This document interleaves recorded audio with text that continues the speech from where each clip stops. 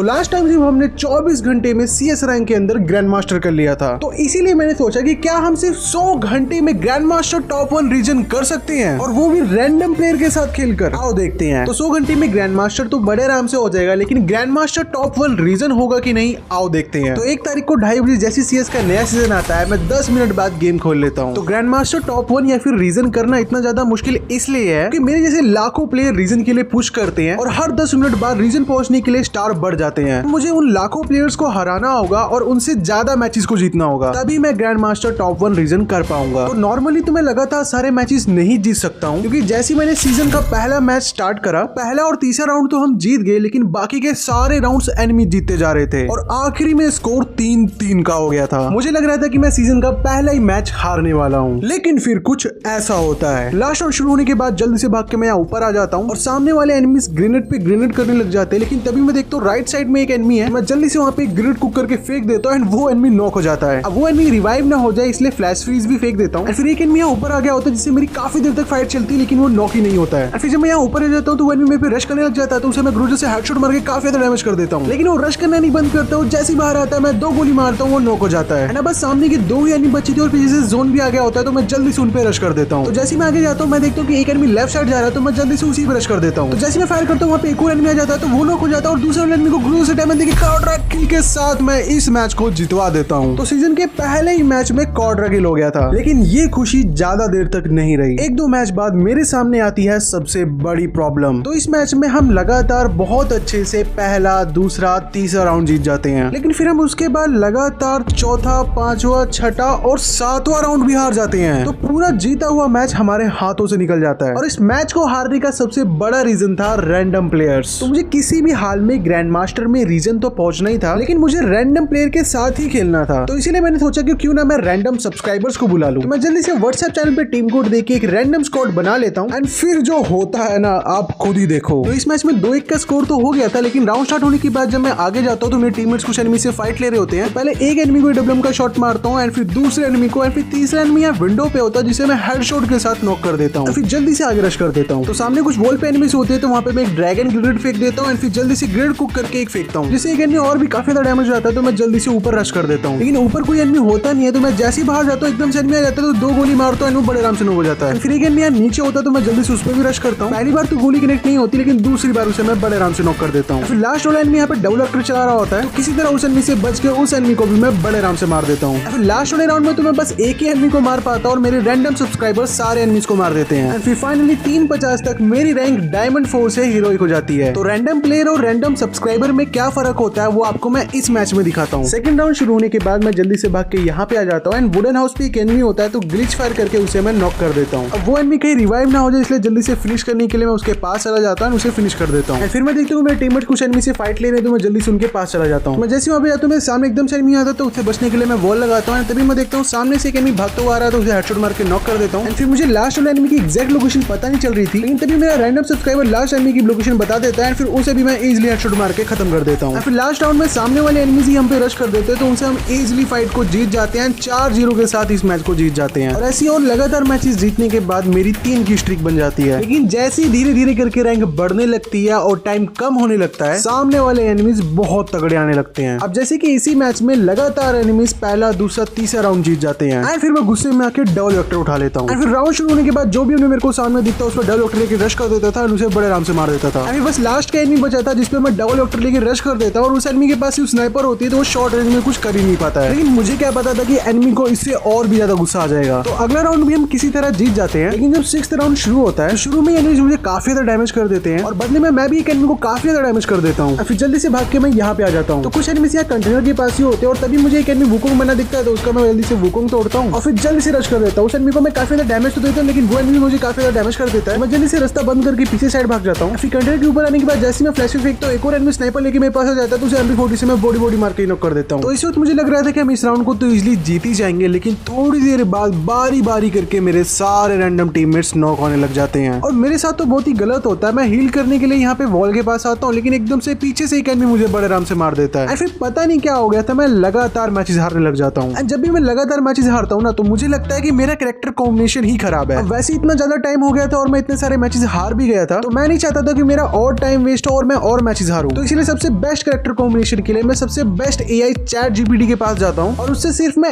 एक ही best character combination मांगता हूँ और वो कैरेक्टर कॉम्बिनेशन था क्रोनो जोटा हयाटो दशा। अब ये कॉम्बिनेशन देख के तो पहले मेरा मूड खराब हो गया कि यार ये कितना पुराना कॉम्बिनेशन बता रहा है, लेकिन जब मैंने ये कॉम्बिनेशन यूज किया तो कुछ ऐसा हुआ। अगला मैच हम 3-0 से जीत रहे थे और क्रोनो कैरेक्टर की स्किल मुझे बहुत ज्यादा काम आ रही थी। तो फोर्थ राउंड शुरू होने के बाद मैं डब्ल्यूएम लेके आगे जा ही रहा होता हूँ। जैसे इसको ओपन करता हूँ एनिमी नीड करने आ जाता है जिससे डब्ल्यूएम का फटका बढ़ जाता है और मेरे टीममेट एक एनिमी को नॉक भी कर देते तो मैं जल्दी से आगे रश भी कर देता हूँ। तो मैं जैसे यहाँ आगे पहुंचता एकदम से मेरे सामने एनिमी रहता है तो मैं क्रोनो ऑन कर लेता हूँ, जिससे जब एनिमी फायर करता है तो सारी गोली क्रोनो पे लगती है। मैं उस एनिमी को बड़े आराम से मार देता हूँ। तो थोड़ा बहुत मैं डैमेज हुआ तो वो जोटा से रिकवर हो जाता है। तो अंदर एक एनिमी होता है जिसे मैं 2 गोली मारता हूँ वो भी नॉक हो जाता है। फिर लास्ट एनिमी भी सामने होता है तो जल्दी से मैं उस पर रश करने लग जाता हूँ। तो इस एनिमी को थोड़ा सा कंफ्यूज करने के बाद ओनली रेड नंबर के साथ इस एनिमी को बड़े आराम से मार देता हूँ। और सिर्फ इसी मैच में नहीं, अगले मैच में भी 3-0 का स्कोर हो गया था। और फोर्थ राउंड शुरू होने के बाद जैसे ही भाग के मैं इस कंटेनर के पास आता हूँ तो मुझे सामने से एक एनिमी का फुटस्टेप आता है। तो मैं जल्दी से उस पर रश करके क्रोनो ऑन कर लेता हूँ, लेकिन वो मुझे हेडशॉट मार के नॉक कर देता है। लेकिन क्रोनो लगाने का फायदा होता है मेरा दूसरा रैंडम टीममेट आके मुझे रिवाइव कर देता है। फिर जल्दी से हील और रिवाइव कंप्लीट करके मैं बाकी के एनिमीज पे रश कर देता हूँ। तो मैं जैसे यहाँ पे आता हूँ मेरे सामने एक एनिमी आ जाता है तो उसे बॉडी मार के नॉक कर देता हूँ। फिर लॉन्ग में एक एनिमी होता है, जैसे मेरे उस पर ध्यान जाता है एक एनिमी मेरे काफी ज्यादा पास आ जाता है तो दशा की वजह से मैं बड़े आराम से मार देता हूँ। लेकिन जब पीछे से भी एक एनिमी आ जाता है तो उसे भी मैं बॉडी मार के नॉक कर देता हूँ। फिर जोन आ गया होता है इसलिए लॉन्ग में जो वाला एनिमी भाग रहा होता है तो उसे भी बॉडी मार के ही खत्म कर देता हूँ। फिर क्वाड्रा किल के साथ 4-0 से इस मैच को हम जीत जाते हैं। सीरियसली ये कैरेक्टर कॉम्बिनेशन इतना ज्यादा पावरफुल निकलेगा मुझे नहीं पता था। फिर मेरी 3 की स्ट्रीक भी लग जाती है और क्रोनो कैरेक्टर का फायदा सिर्फ मुझे नहीं हो रहा था, मेरे टीममेट्स को भी हो रहा था। अब इस राउंड में जैसे हम फाइट लेने जाते हैं मेरा एक टीममेट नॉक हो जाता है तो मैं बस क्रोनो ऑन करके उसे ओपन में ही रिवाइव कर देता हूँ और फिर पूरे राउंड मुझे एक भी एनिमी को नहीं मारना पड़ता है एंड हम बड़े आराम से इस राउंड को जीत जाते हैं। फिर आखिरी में इस मैच में भी भूया हो जाता है और 4 की स्ट्रीक बन जाती है एंड फिर 5 की भी। तो अब मैं जब जल्दी लगातार मैचेस को जीत रहा था तो मुझे लग रहा था कि हाँ अब मैं ग्रैंड मास्टर में रीजन कर सकता हूँ, लेकिन वक्त बहुत ही तेजी से कम हो रहा था। तो इस वक्त ऑलमोस्ट रात के 9 बज गए थे और जो सामने एनिमीज आ रहे थे वो बहुत ही ज्यादा सीरियस रैंक पुश कर रहे थे। अब जैसे कि इसी मैच में 3-1 का स्कोर तो हो गया था और राउंड शुरू होने के बाद हम एक एनिमी को मार भी देते हैं, लेकिन उसके बाद बाकी के एनिमीज बाहर निकलने का नाम ही नहीं ले रहे थे। फिर थोड़ी देर बाद एनिमी बदला लेने के लिए हमारे एक टीममेट को मार भी देते हैं। तो तभी एक एनिमी मुझे ऊपर दिखता है जिससे मैं एडब्ल्यूएम का एक शॉट भी मार देता हूँ, लेकिन मैं भी काफी ज्यादा डैमेज हो गया था। एंड फिर ये एनिमीज हमें एक भी बार मौका नहीं देते इन्हें मारने का और आखिरी सर्कल तक होल्ड करके रखते हैं। फिर जब लास्ट शिफ्ट सर्कल बन जाता है तो ये एनिमीज बाहर निकलते हैं तो मैं जल्दी से ये वाला रास्ता बंद कर देता हूँ। फिर ड्रॉप के पास कुछ एनिमीज होते हैं तो उन्हें मारने का ट्राई करता हूँ, लेकिन एक को भी गोली नहीं कनेक्ट होती और तभी सर्कल भी श्रिंक होने लग जाता है और एक एनिमी मेरे पे रश कर देता है। तो मैं जल्दी से क्रोनो करता हूँ और सारी गोली शील्ड पे लगते हैं। उस एनिमी का मैं सोने एक्टिवेट कर देता हूँ। फिर दोबारा कवर से बाहर निकल के देखो एनिमी होता है जिसे हेडशॉट मार के मैं नॉक कर देता हूँ। फिर लास्ट वन में भी यहीं पे होता है तो उसमें रश करता हूँ, 2 गोली मारता हूँ, लेकिन जैसे दोबारा मारने जाता हूँ मेरा टीम उसे मार देता है। 4-1 के साथ इस मैच को हम बुया कर लेते हैं। फिर ऐसी और लगातार काफी सारे मैचेस जीतने के बाद लगभग रात के 12 बज जाते हैं और अभी मेरी रैंक हो गई होती है हीरोइक 17 स्टार। फिर अगले मैच में हमारे साथ बहुत ही अजीब होता है। पहले तो हम पहला, दूसरा, तीसरा राउंड हार जाते हैं और फिर एकदम से हमें पता नहीं क्या हो जाता है। राउंड शुरू होने के बाद जैसे ही मैं आगे जाता हूँ सामने वाले एनिमीज कॉन्फिडेंस में रश कर देते हैं। तो एक एनिमी की तो मैं काफी ज्यादा डैमेज कर देता हूँ लेकिन वो बच जाता है। फिर मैं यहाँ पे खड़ा होता हूँ कि एक एनिमी ऊपर से आ जाता है जिसमें बॉडी मारता हूँ, लेकिन मेरा टीममेट नॉक कर देता है और जैसे ही मैं थोड़ा सा पीछे हटता हूँ एक एनिमी मेरे पे रश कर देता है तो मैं जल्दी से वॉल लगाता हूँ। फिर उस एनिमी को बॉडी मार के नॉक कर देता हूँ, लेकिन पीछे से एक और एनिमी आ गया तो जो मुझे काफी डैमेज करता है तो उसे भी मैं थोड़ा बहुत डैमेज करता हूँ। फिर आखिरी में रश करके उसे भी खत्म कर देता हूँ। फिर अगले राउंड में तो मेरे टीममेट भी क्रेजी हो जाते हैं। राउंड शुरू होने के थोड़ी देर बाद ही 3 एनिमीज को मेरे टीममेट्स मार देते हैं। फिर लास्ट एनिमी ऊपर होता है जिसमें मैं रश तो करता हूँ लेकिन क्रोनो लेट खुलने की वजह से मैं ही मर जाता हूँ। एंड फिर मेरा टीममेट जो इस एनिमी को दिमाग लगा के मारता है ना, आप खुद देखो। तो मेरे टीममेट कुछ इस तरीके से गुलवोल लगा देता है, फिर दीवार पे चढ़ने के बाद गुलवोल पे चढ़ता है, सीधा घर के अंदर पीछे से जाके उस एनिमी को बड़े आराम से मार देता है। एंड वो एनिमी भी शॉक में होगा कि ये आया कहां से। और अगले राउंड में तो एनिमीज ही पागल हो जाते हैं। और मैं ऐसा इसलिए कर रहा हूँ क्योंकि राउंड स्टार्ट होने के बाद जैसे मैं यहाँ पे आता हूँ तो मुझे सामने एक एनिमी ओपन में दिखता है जिसे मैं हेडशॉट मार के नॉक कर देता हूँ। अब उस एनिमी को फिनिश करने के बाद ग्रीन हाउस में कुछ एनिमीज होते हैं तो मैं जल्दी से वहां पे रश कर देता हूँ, लेकिन एक एनिमी डोर पे खड़ा होता है जो कि मुझे काफी डैमेज कर देता है, लेकिन मैं भी उसे काफी डैमेज कर देता हूँ और बाद में उसे नॉक भी कर देता हूँ। वहाँ पे एक और एनिमी रिवाइव करने आ गया था तो मैं जल्दी से वॉल तोड़ता हूँ। फिर वो एनिमी पता नहीं क्यों मेरे पे ओपन में ही रश करता है और मर भी जाता है। तो इस एनिमी को समझ ही नहीं आया कि करे तो करे क्या, लेकिन आखिरी में मैच जो पलटा है आप यकीन नहीं करोगे। तो राउंड शुरू होने के बाद जल्दी से भाग के मैं कंटेनर के पास आ जाता हूँ और ये गुलवोल तोड़ देता हूँ ताकि एनिमी कवर न ले पाए। एंड फिर थोड़ी देर बाद एक एनिमी मेरे टीममेट को नॉक कर देता है तो उसे मैं हेडशॉट मार के नॉक कर देता हूँ और फिर मैं यहाँ अपने टीममेट को रिवाइव कर रहा होता है और वहाँ एनिमी अपने टीममेट को रिवाइव कर रहा होता है। लेकिन रिवाइव करने के बाद जल्दी से मैं वापस एक एनिमी को बॉडी मार के नॉक कर देता हूँ। तो सिचुएशन 3v2 की हो गई थी तो मुझे लगा कि अब मैच को जीत जाएंगे। मैं एक टीममेट अंदर फाइट ले रहा होता है इसलिए मैं गुलवोल तोड़ता हूँ, लेकिन तब तक वो नॉक हो जाता है और फिर सिचुएशन उल्टी होकर 2v3 हो जाती है। फिर जैसे मैं अंदर एक एनिमी को मारने जाता हूँ पीछे से एक एनिमी मुझे मार देता है और हम इस मैच को हार जाते हैं। तो अब अगर मैं कुछ मैच जीतूंगा और कुछ मैच हारूंगा तो ऐसे तो मेरा रीजन नहीं होने वाला है। तो सबको ही पता है कि लेट रात को बहुत ही ज्यादा तगड़े एनिमीज एनिमीज आते हैं। और आज तो पहली तारीख है, तो सभी यूट्यूबर्स और बाकी सब भी रैंक पुश कर रहे होंगे, तो मतलब ना चाहते हुए भी मैं कुछ मैच तो पक्का हार जाऊंगा। तो इसीलिए मैं सोचता हूँ कि रात को रैंक पुश करने की जगह मैं एकदम सुबह रैंक पुश करूंगा, ताकि जितने भी प्रो एनिमीज है वो सब सोते रहे। लेकिन ये मेरी सबसे बड़ी गलती थी, क्योंकि जब मैं सुबह गेम खोलता हूँ और रैंक पे जाके रीजन चेक करता हूँ तो वो 76 स्टार पे लग रहा होता है, और अभी मेरी रैंक सिर्फ 17 स्टार थी। तो ये देखने के बाद मेरी हालत और भी ज्यादा खराब हो गई, क्योंकि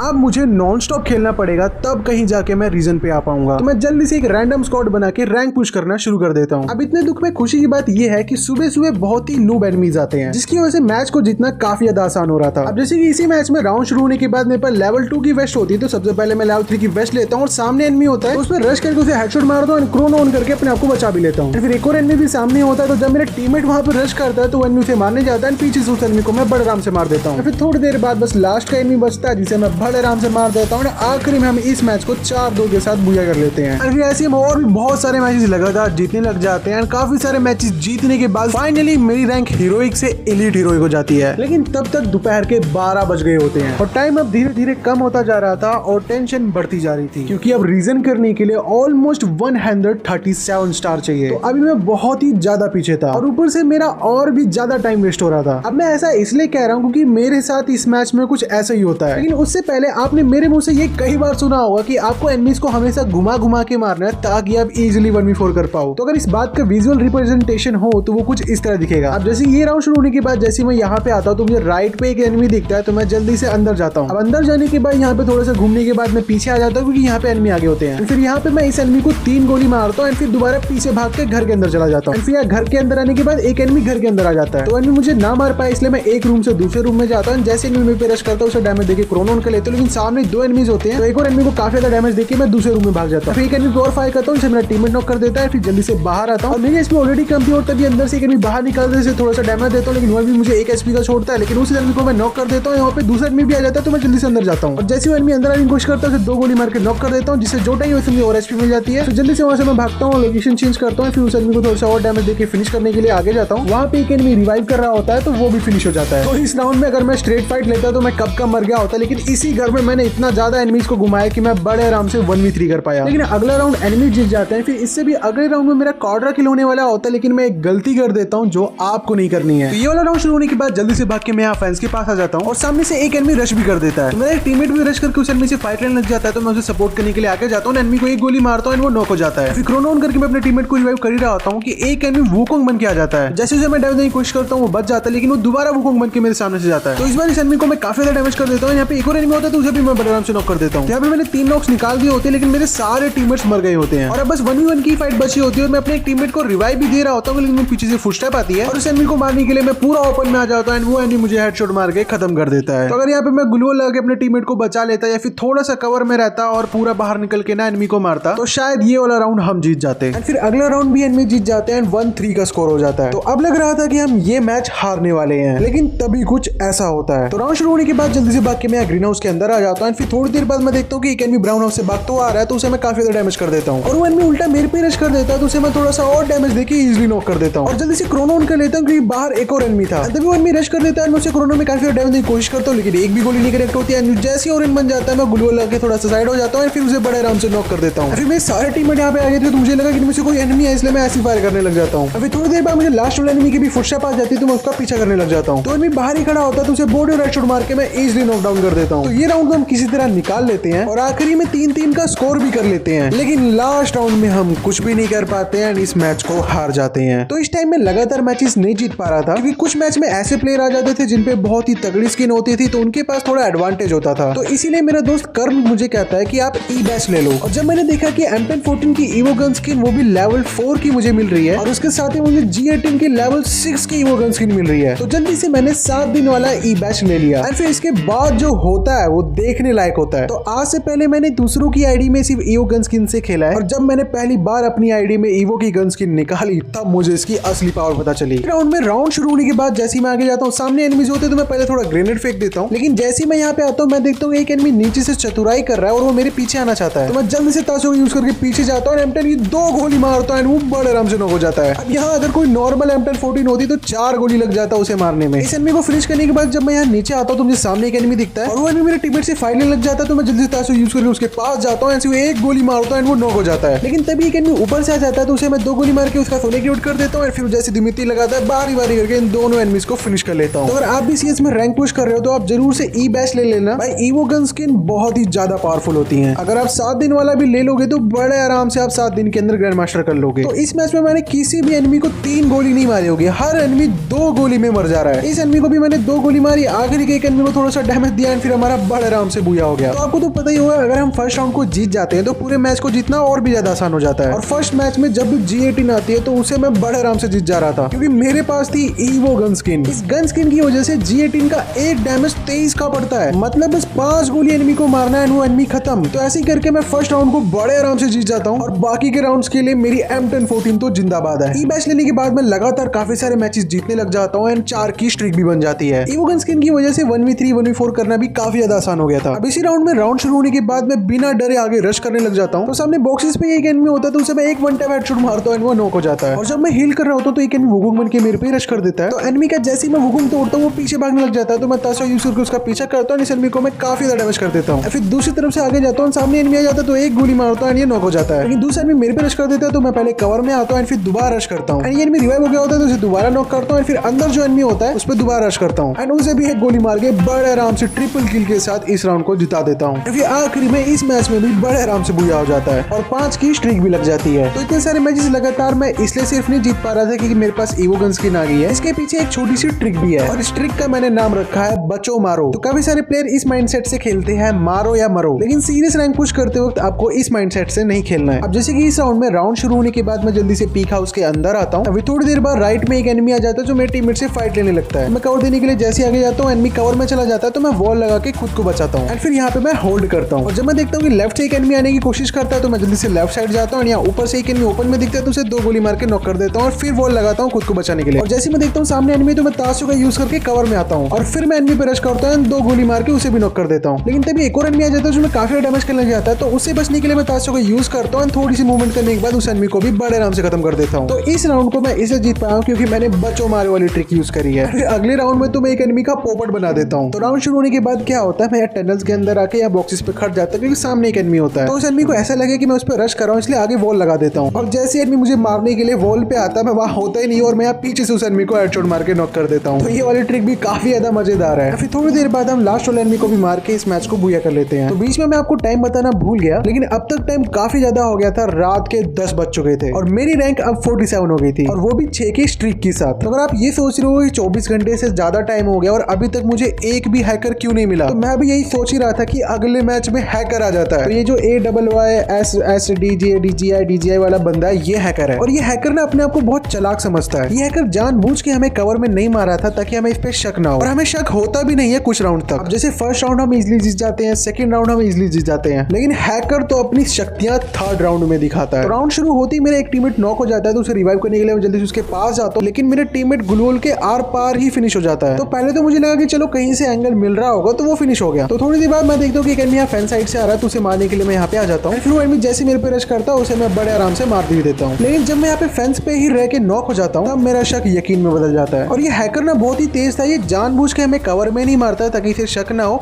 जब हम थोड़ा सा भी बाहर निकलते तो वो बस फायर करता था और हमें गोली कनेक्ट हो जाती थी ताकि हमें लगे कि यार ये प्लेयर बहुत ही अच्छी स्नाइपर चला रहा है, लेकिन इसकी असलियत हमें पता चल जाती है। तो फिर क्या, अब हैकर को मारने वाली हम एक ट्रिक यूज करने वाले थे। अब इस जैसे हैकर को मारने की ट्रिक आपको पता है कि नहीं मुझे कमेंट में जरूर बताना। जिन्हें नहीं पता वो देखो अभी मैं कैसे हैकर को हराता हूँ। तो राउंड शुरू होने के बाद हम सबने प्लान बनाया कि भाई सीधा हैकर पे रश करना है। मैं बिना रुके बस रश करने लग जाता हूँ, लेकिन सामने एक एनिमी आ जाता है जो कि मुझे थोड़ा बहुत डैमेज कर देता है, लेकिन मैं उससे फायर लेने की जगह आगे चला जाता हूँ और हैकर के मुंह पे आ जाता हूँ और हैकर एक स्नाइपर का शॉट मार के मुझे नॉक कर देता है। लेकिन यहाँ पे करण भाई बहुत ही तगड़ा दिमाग लगाते हैं। तो करण भाई यहाँ पे वेट कर रहे होते हैं और मेरा एक टीममेट इधर होता है। तो हैकर जैसे मेरे टीममेट को मारने के लिए ओपन में आता है, करण भाई वहां से हैकर को मार देते हैं। फिर जल्दी से हैकर को फिनिश करने के बाद लास्ट वाला एनिमी पे रश करके पैराफल से हेडशॉट मार के खत्म कर देते हैं। तो किसी तरह अगला राउंड भी हैकर वाली टीम जीत जाती है। तो इस राउंड में हम 2-2 का पेयर बना लेते हैं ताकि हम सब एक साथ ना मर जाएं। तो मैं और एक टीममेट इस तरफ से जाते हैं और कर्ण और एक टीममेट उस तरफ से जाते हैं। तो ऊपर आने के बाद सामने मुझे एक एनिमी दिखता है, इससे मैं थोड़ा सा फाइट लेने की कोशिश करता हूँ, लेकिन पीछे से एक एनिमी आ जाता है तो वॉल लगाता हूँ और उस एनिमी को बॉडी मार के खत्म कर देता हूँ। और तभी पता चलता है कि कर्ण हैकर को नॉक कर दे, तो मैं बचे हुए एनिमीज पे जल्दी रश कर देता हूँ। तो सामने एनिमी होता है, जल्दी से रश करके उसे मैं इजीली नॉक करता हूँ, फिर बड़े आराम से इस मैच को हम बुया कर लेते हैं। तो जिनको भी हैकर को मारने की ट्रिक समझ नहीं आई मैं उन्हें बता देता हूँ, जब भी आपके सामने कोई भी ऐसा हैकर है जो आपको कवर में मार रहा है तो उस वक्त आपके पास और कोई ऑप्शन नहीं है रश करने के अलावा। आपको पहले किसी भी तरीके से बाकी के एनिमीज को छोड़ के हैकर को मारना होगा, तभी जाके आप मैच को जीत पाओगे। एंड फिर एक दो मैच और जीतने के बाद फाइनली मेरी रैंक मास्टर पे चली जाती है। और मास्टर रैंक पे जाने के बाद मुझे एक बहुत ही तगड़ा सरप्राइज मिलता है। तो रीजन कितने स्टार पे लग रहा है वो चेक करने के लिए मैं जैसे रैंक वाला सिस्टम खोलता हूँ, यहाँ मुझे पता चलता है कि सिर्फ 52 स्टार पे ग्रैंड मास्टर लग रहा है। तो ये देख के तो मेरे अंदर और भी ज्यादा जोश आ जाता है। लेकिन अब मास्टर रैंक पे आ गया था तो सामने वाले एनिमीज और भी ज्यादा तगड़े होने वाले हैं। तो सिर्फ ईवो गन स्किन से काम नहीं चलने वाला है, इसलिए मुझे एक ऐसा कैरेक्टर कॉम्बिनेशन लगाना पड़ा जो मैंने सबसे आखिरी के लिए बचा के रखा था, मेरा इमोर्टल अमर कैरेक्टर कॉम्बिनेशन। तो इस कैरेक्टर कॉम्बिनेशन में है ज़ाइन, जोटा, शानी, एंटोनियो। इस कैरेक्टर कॉम्बिनेशन के क्या फायदे हैं वो आपको मैं मैच में दिखाता हूँ। तो बस मुझे 2 स्टार चाहिए था ग्रैंड मास्टर करने के लिए, तो मैं फुल जोश में रैंक पुश करना शुरू कर देता हूँ। तो ये कैरेक्टर कॉम्बिनेशन यूज करने के बाद जो मैंने सोचा था और जो मैंने उम्मीद लगाई थी वो सब पूरा होता है। तो फर्स्ट राउंड तो एनिमी ने किसी तरह जीत लिया था। एंड सेकंड राउंड शुरू होने के बाद जब मैं रेड हाउस के पास आता हूँ तो मेरा एक टीममेट आगे जाके फाइट ले रहा होता है। तो विंडो पे एक एनिमी दिखता है जिसे मैं बॉडी मार के नॉक कर देता हूँ। फिर वहाँ पे कुछ और एनिमीज आ जाते हैं उसे रिवाइव करने के लिए, तो मैं एक मेडी मारने के बाद वहाँ पे ग्लूवॉल तोड़ता हूँ जिससे एक और एनिमी नॉक हो जाता है। फिर जल्दी से मैं ज़ाइन की एबिलिटी ऑन करके एनिमीज पे रश कर देता हूँ। सामने एक एनिमी होता है जिसे मैं बॉडी मार के नॉक कर देता हूँ, फिर जल्दी से उसे फिनिश भी कर लेता हूँ। फिर ज़ाइन की एबिलिटी अभी भी चालू थी तो मैं बाकी एनिमीज पे रश करता हूँ। सामने एक एनिमी होता है जिसे बॉडी मार के नॉक कर देता हूँ। फिर लास्ट का एनिमी बचता है वो भी सामने होता है, इसलिए जल्दी से उस पर भी मैं रश करता हूँ। उस एनिमी को थोड़ा सा घुमाने के बाद हेडशॉट के साथ क्वाड्रा किल के साथ इस राउंड को जीत जाते हैं। एंड आखिरी में 4-2 के साथ इस मैच में बुया हो जाता है और मेरी रैंक 51 स्टार हो जाती है। तो अब बस 1 स्टार और चाहिए था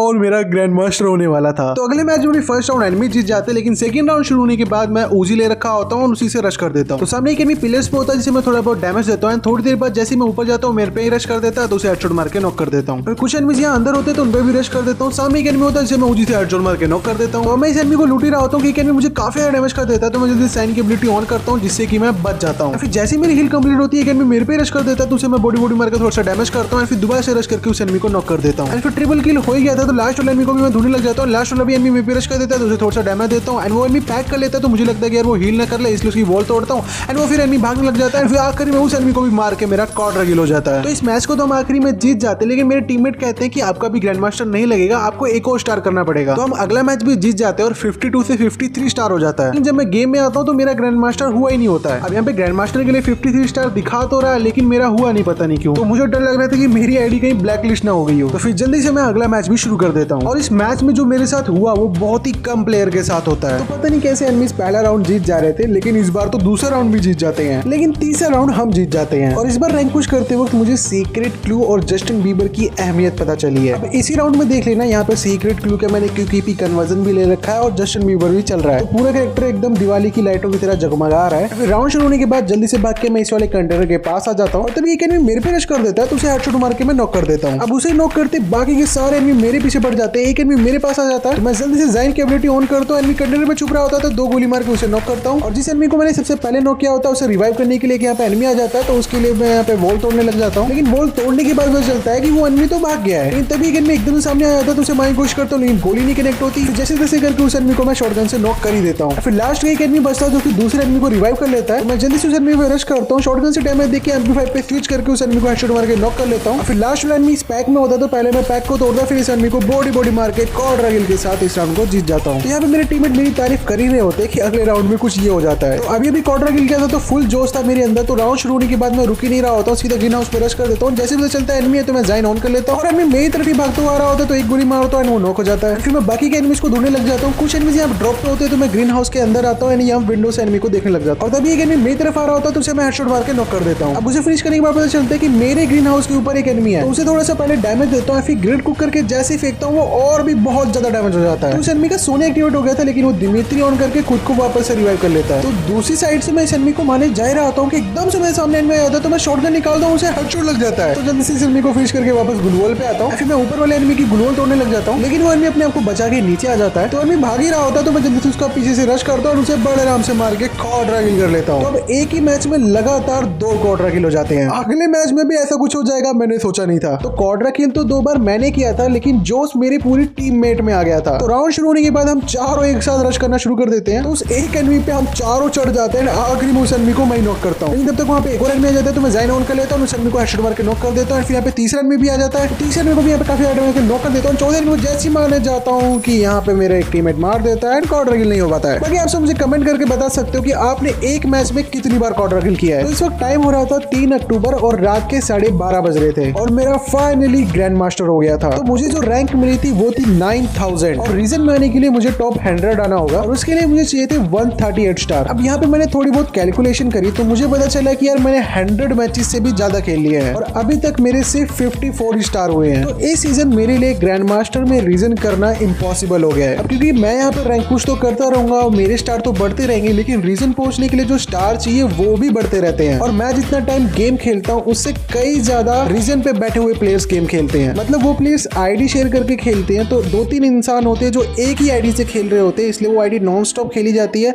एंड फिर वो रीजन पे रहती है। लेकिन मैं इतनी जल्दी हार नहीं मानने वाला हूँ। जो चीज मैं अकेले नहीं कर सकता, क्या पता मैं अपनी स्क्वाड के साथ कर सकता हूँ। तो अगर आप सब चाहते हो कि मैं फंटू भाई, कानेटिक और राकेश भाई के साथ अगले सीजन टॉप 100 रीजन के लिए ग्रैंड मास्टर पुश करूँ, वो भी सिर्फ 100 घंटे में, तो इस वीडियो पे बस 15K लाइक कंप्लीट कर देना। बाकी अगर आप इस वीडियो को अभी तक देख रहे हो तो grand master top 1 OP comment कर देना, मुझे पता चल जाएगा कि आप ऐसे कौन कौन वीडियो को आगे तक देख रहे थे। बाकी मैं 2 दिन से एक ही जगह पे एक ही पोजीशन पे काफी घंटों तक गेम खेल रहा हूँ, जिसकी वजह से मेरी पूरी बॉडी जकड़ गई है, तो इसीलिए मैं आउटडोर गेम बैडमिंटन खेलने चला जाता हूँ। तो अगर आप चैनल पे नए आए हो तो चैनल को सब्सक्राइब करके बेल नोटिफिकेशन को ऑल पे सेट करके ही जाना।